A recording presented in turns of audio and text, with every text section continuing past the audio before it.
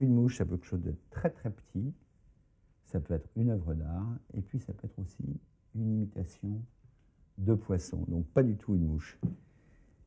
Yvan, tu vas m'expliquer un petit peu comment ça se fabrique. Comment ça se fabrique? Eh ben, ça se fabrique avec un bon monteur. Daniel Vater, on se connaît depuis 15 ans, et pour faire des bouches comme ça, en fait, pour prendre du poisson, on n'a pas besoin de faire si compliqué, hein. Un hameçon, 3 plumes, et puis un petit tour de main, et puis ça prend du poisson aussi. Voilà ce que Daniel va nous exécuter dans quelques secondes. Il est en train de préparer le matériel qui va se consister en un hacle noir tourné, des poils de cervidés pour le corps et des ailes synthétiques qu'il va nous découper. Ça va nous faire une jolie mouche très flottante. Début classique.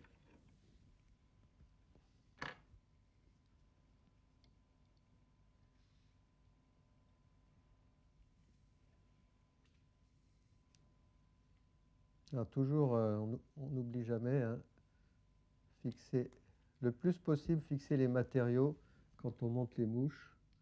Il vaut mieux perdre un peu de temps pendant la confection des mouches que de se retrouver au bord de l'eau avec des mouches dont les matériaux ne sont pas bien fixés, elles tournent ou elles se défont. Donc dès qu'on a une occasion, on met un petit point de colle. Voilà la préparation.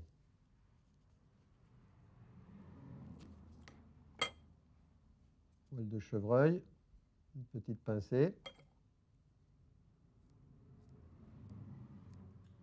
La confection des mouches avec les poils de chevreuil, c'est un petit tour de main à prendre.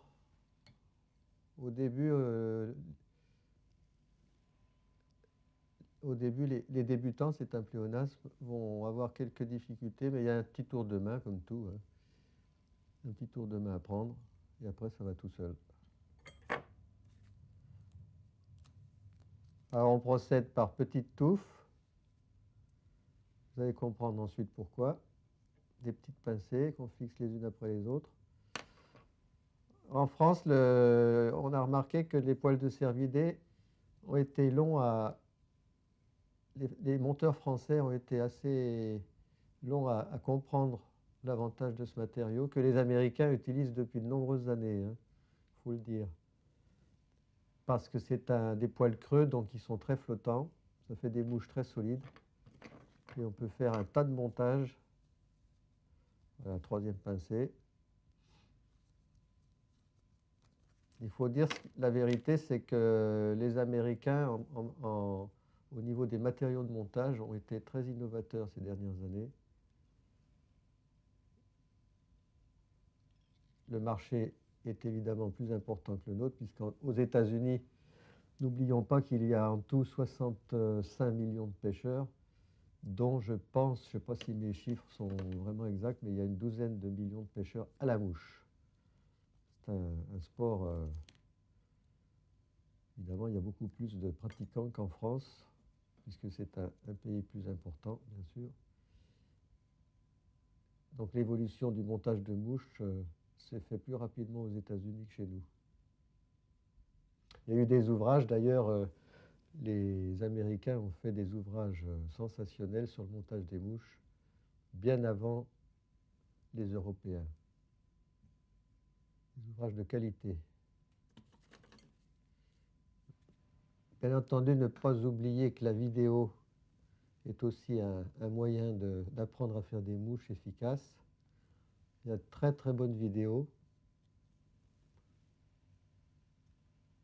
Il y a même une école de montage de mouches qui s'est créée, l'école française de montage de mouches, par un excellent monteur, mon ami Maurice Lefkovitch. Et vous avez un distributeur de matériel également qui a fait des cassettes sensationnelles sur le montage des mouches, très bien faites. La maison de Charette, il ne faut pas la nommer. Alors voilà, on a préparé toutes les petites touffe de poils. On a un petit hérisson bien formé. C'est chouette. Et là, on va faire une coupe printemps. Ça ne sera pas une coupe rasoir, mais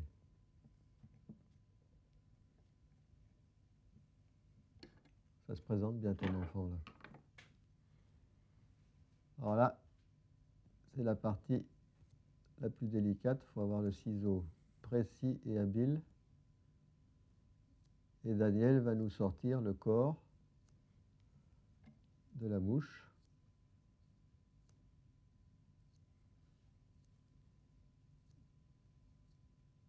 Alors là, c'est une opération qui va mettre des poils un peu partout. Et je recommande aux monteurs de mouches qui sont mariés de prévoir un petit sac. Il en existe dans le commerce, des petits sacs en plastique pour recevoir les débris quand on fait les mouches. Autrement, il risque d'avoir des gros problèmes avec son épouse. C'est un petit peu comme chez le coiffeur, les cheveux tombent partout. Voilà, là, il ne faut pas se tromper parce que si on a un coup de ciseau malheureux, il faut recommencer la mouche.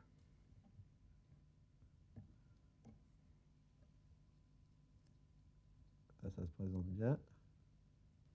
Alors, comme je le faisais remarquer tout à l'heure, l'avantage des poils de cervidés, c'est qu'ils sont creux et il n'y a pas besoin de graisser. Ce sont des mouches qui sont d'une flottabilité extrême.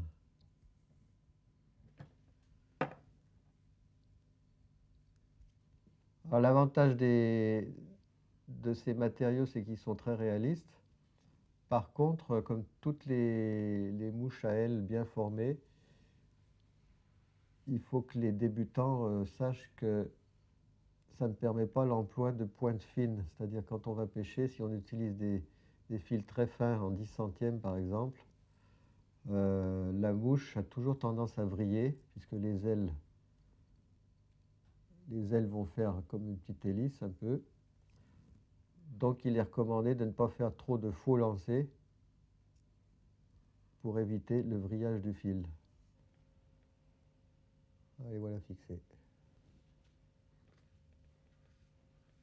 C'est joli ces petites nervures là sur les ailes, c'est bien fait.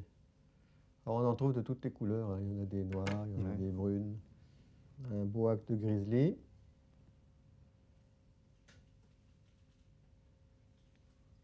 Voilà. Mais il est beau, hein. Il a une jolie... Toujours notre petit point de colle, indispensable.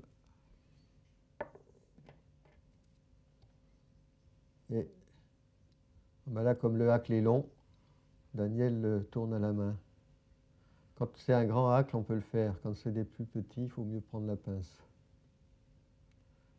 Et là, on va l'emprisonner. Et on va arriver à la phase finale.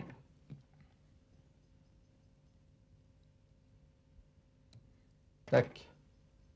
Ça se présente bien, l'enfant.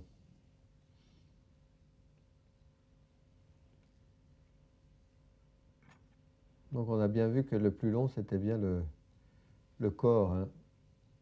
Dès qu'on fait des muddlers ou tout ce qui est encore en cervidé, ça demande un petit peu de travail. On n'a rien sans rien. Ah, tu as un petit poil qui se promène, là on va l'enlever. Un petit poil là sur les hacks, là. Ouais. Ah, comme Daniel a la main sûre, il n'utilise pas le protège-hack, là.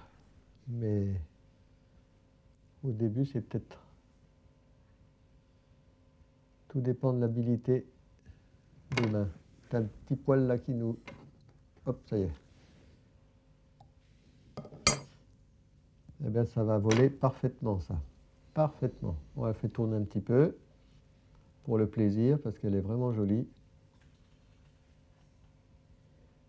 Belle imitation. Je suis sûr que les truites préféreront celle-ci à une naturelle.